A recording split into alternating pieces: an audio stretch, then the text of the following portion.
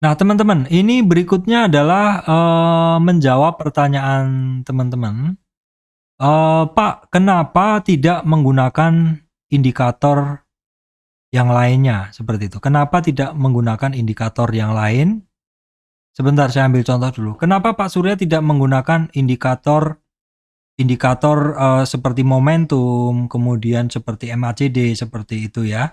Saya akan kembalikan ke grup kebahasan dulu. Saya tadi menggunakan MS2 grup LiPo ya teman-teman.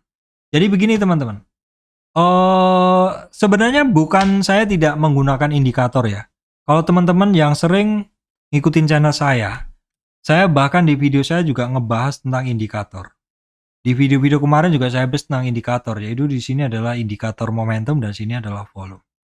Tetapi sebenarnya indikator ini kan bergeraknya setelah harga dan volume, ada trigger dari harga dan volume. Jadi kalau misalkan teman-teman yang nggak pede dengan analisa naked atau analisa yang mana hanya menggunakan candle dan volume, memang biasanya masih butuh yang namanya konfirmasi. Konfirmasi itu bisa didapat dari apa? Dari indikator. Kenapa kok konfirmasinya dari indikator? Karena indikator itu kan bergerak dari gerakan harga dan di-trigger oleh volume. Kalau misalkan harganya itu naik, volumenya naik kencang, itu biasanya indikatornya juga mudah dibaca dan cukup valid.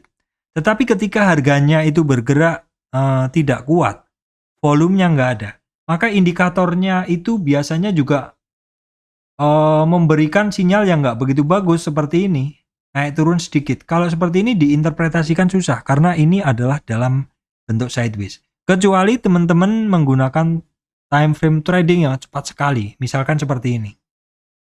Ini adalah time frame 5 menit. Ya mungkin teman-teman bisa gunain, tapi kan saya tidak secepat ini menggunakan indikator. Bahkan saya untuk trading cepat, scalping, saya nggak menggunakan indikator sama sekali teman-teman. Saya hanya menggunakan bid over analysis, yaitu makan kanannya dia di berapa, seperti itu. On running atau enggak, seperti itu. On running itu adalah ketika bidnya dia lebih besar dari overnya. Kira-kira pokoknya 2-3 kali lipat lebih besar. Dan itu kejadiannya bukan dari pagi. Karena biasanya kadang saham itu imbang antara bid sama overnya. Itu biasanya nggak akan bergerak. Tapi ketika tiba-tiba bidnya langsung ada, ya memang itu kadang mengindikasikan juga bisa terjadi fake bid. Tetapi di sini kan saya cukup hafal ke saham-saham inceran saya. Jadi memang kalau teman-teman mau trading, itu mau nggak mau ya teman-teman cukup hafal di polanya dia. Kalau polanya dia yang biasa, bid sama dengan over, nggak akan bergerak. Tetapi kalau tiba-tiba ada satu tambahan over dari tambahan di bid maksud saya yang cukup tebal, terus cenderung makan kanan, saya biasanya akan masuk. Entah itu mau digoreng atau enggak ya teman-teman. Karena ya sekali lagi pasti teman-teman ada yang ngomong, Pak kalau bidnya tebel, kan bisa jadi itu fake bid. Ya bener, memang orang bisa ngebid, tapi setidaknya teman-teman, untuk ngebid kan perlu duit. Ya kan? Kalau ngebid kan perlu duit ya, setidaknya memang orang yang mau ngebid itu kan memang sudah ada duit, sudah standby duit ya. Ya saya anggap 50-50 memang dia niat mau beli saham tersebut. Walaupun mungkin orang akan menyangkal, Pak itu bisa jadi fake bid ya. Kalau fake bid ya, mungkin kalau di gorengan-gorengan yang kecil-kecil bisa seperti itu. Tapi di sini kan saya juga menggunakan ilmu hafalan saya, bahwa saham-saham hafalan saya bukan terlalu gorengan banget seperti itu. Saya tahu beberapa saham yang mungkin bidnya kadang tiba-tiba ditarik, saya tahu juga, tapi saya nggak akan bahas secara detail. Silakan teman-teman cari sendiri yang market cap-nya sangat-sangat kecil sering. Tapi di sini kan saya juga nggak terlalu sering atau bahkan nggak pernah trading di saham-saham dengan market cap sangat kecil ya teman-teman. Seperti itu. Jadi kenapa kok saya tidak menggunakan indikator momentum ini? Bukan tidak menggunakan, tetapi saya prioritas. Prioritas saya saat ini hanya candlestick, volume, dan support resist.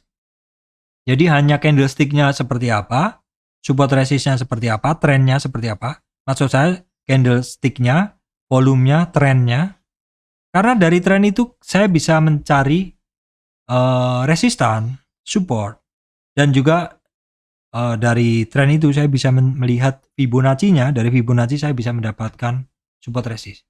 Jadi contohnya simpelnya adalah grup LIPO. LIPO saya sampaikan kemarin apa? Kemarin ada doji, berarti butuh konfirmasi hari ini, dan konfirmasi hari ini dijawab. Jadi kalau sudah mulai muncul doji, teman-teman ya siap-siap aja. Ingat teman-teman, doji itu munculnya nggak nunggu indikator MA3 atau 5. Kalau dojinya itu muncul kemarin, maka kalau misalkan hari ini lanjut naik, maka sinyal dari cross up MA3 dan 5 itu masih terjadi 3-5 hari lagi. Jadi telat. Kalau teman-teman gunain indikator moving average, telat. Ya memang itu sifatnya confirm indikator atau indikator yang terjadi setelah beberapa hari. Jadi disinilah kenapa saya tidak menggunakan. Loh Pak, tapi kok Bapak pasang indikator MA moving average itu hanya sebagai penanda saja. Tetapi entry exit saya atau saya melihat sinyal dia mau naik tidak dari moving average, tetapi dari candlestick. Kira-kira seperti itu jawaban dari saya.